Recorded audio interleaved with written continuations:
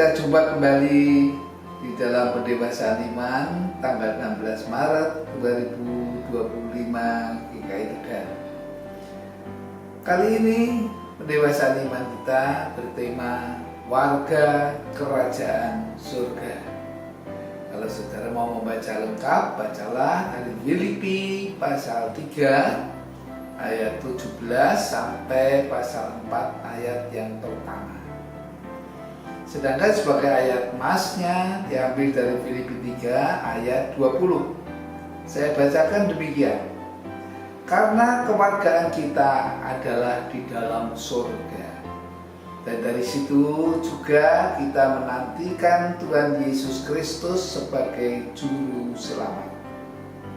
Saudara sekalian yang dikasihi Tuhan, menurut Rasul Paulus, setiap orang yang sudah diselamatkan oleh Tuhan Yesus adalah warga kerajaan surga.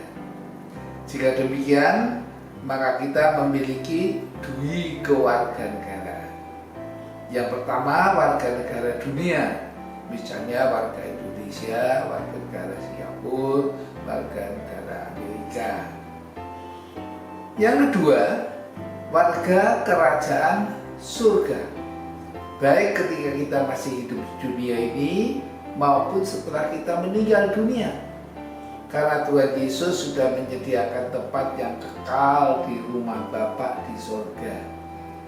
Seperti Tuhan Yesus janjikan dalam Yohanes 14 ayat 2 dan 3, di rumah Bapakku banyak tempat tinggal.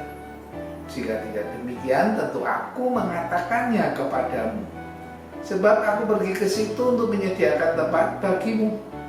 Dan apabila aku telah pergi ke situ dan telah menyediakan tempat bagimu, aku akan datang kembali dan membawa kamu ke tempatku, supaya di tempat di mana aku berada, kamu pun berada. Saudara-saudara, karena kita sekarang telah menjadi warga kerajaan surga, maka cara berpikir dan hidup kita seharusnya berbeda dengan sebelumnya. Kita telah menjadi manusia baru.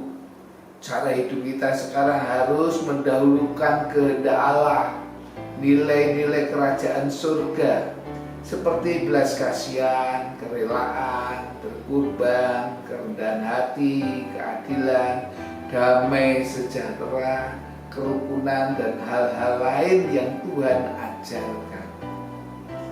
Saudara-saudara, jangan kita seperti yang dilakukan oleh sebagian dari jemaat Filipi dan orang percaya yang disebut sebagai seteru atau musuh salib Kristus.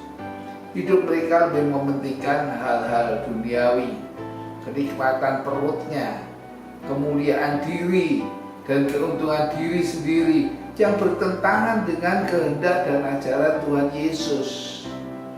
Mendengar hal ini, Rasul Paulus sangat sedih, menangis, sebab mereka telah menyia-nyiakan status kewarganegaraan surganya.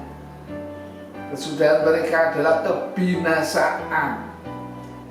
Anugerah keselamatan yang telah Tuhan bayar dengan mengorbankan nyawanya telah dibuang seperti barang tak berharga. Saudara-saudara, marilah kita yang menyadari diri sebagai warga kerajaan surga, berdiri dengan teguh, berani berkorban, tetap setia menaati kehendak Tuhan Yesus sampai akhir hidup kita di dunia ini. Kiranya Roh Kudus menolong kita. Amin.